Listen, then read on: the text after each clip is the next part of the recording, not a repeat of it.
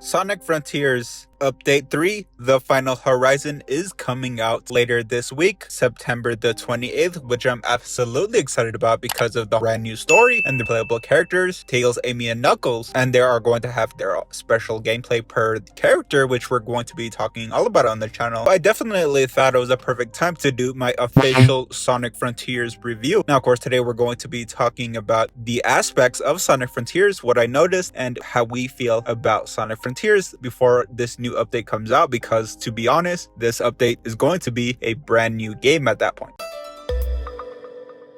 Sonic Frontiers' gameplay was solid overall, however, there were definitely some annoying aspects of Sonic Frontiers, just little things that pestered or bothered me, and some of these things are going to be like the airspin and even the level design, and just very small things when it comes to the overall gameplay and the overworld. However, some of these things are actually beneficial for speedrunners, and if you don't know what a speedrunner is, basically is somebody who uses all of these quirks or glitches to complete the overall game even faster. Sonic Frontiers definitely feels overall more like a complete video game, and it feels overall put together. In my opinion, feels a lot better and smoother than prior video games such as Sonic Generations, which felt very stiff. The reason why I say it feels overall more complete because of games like Sonic 06, which was absolutely infested with glitches and bugs, and it feels like they left the game in alpha, meaning they didn't complete developing Sonic 06. And Sonic Frontiers definitely feels solid put together, and it does not feel like it was rushed in production, because when of course Sega Team Sonic rushes production, you could definitely see that in the quality of the game. I'm happy to say Sonic Frontiers definitely was not like that. Now, the next thing I want to say is the overworld, which would be the open world gameplay of Sonic Frontiers, was the selling point of Sonic Frontiers, and that is what everybody looked forward to. However, the overworld felt very tedious and annoying, and kind of sort of useless due to the really tedious and annoying things that had to do. So the overworld, ginormous empty map that you could run freely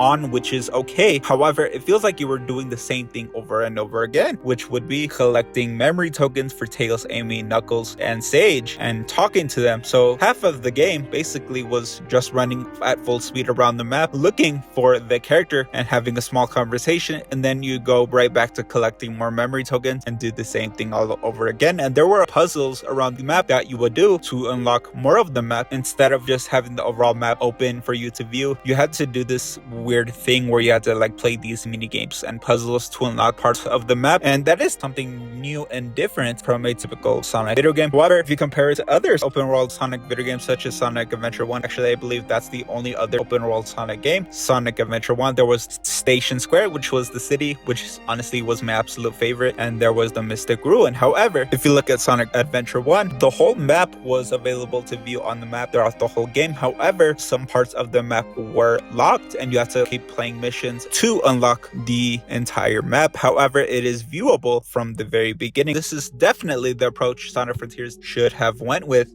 for an open world video game. Now, the Cyberspace Missions, I will say these are more fun than the overworld, because the overworld felt very tedious and annoying, and you were doing the same thing over and over. And these Cyberspace Missions were actual levels. This is what a Sonic game is at the end of the day, and I have no complaints about them. That gets me thinking, what will Knuckles, Tails, and Amy's gameplay be like when they become playable this month on the 28th? I've said this in many other videos before. You could definitely also watch them as well, because we talk all about Update 3 that we're going to get later this week. In conclusion, I believe Sonic Frontiers still has plenty of opportunities for improvement. However, I am strongly confident in Sonic Frontiers because video games nowadays literally can be updated to be better versions of themselves, such as including new stories, new characters, etc. I'm super excited about Sonic Frontiers Update 3 this September the 28th, which we definitely talked all about here on the channel. If you want to go check those videos out, definitely do so, as well as subscribe down below and smash the like button for the YouTube algorithm. We will see you guys on the next video.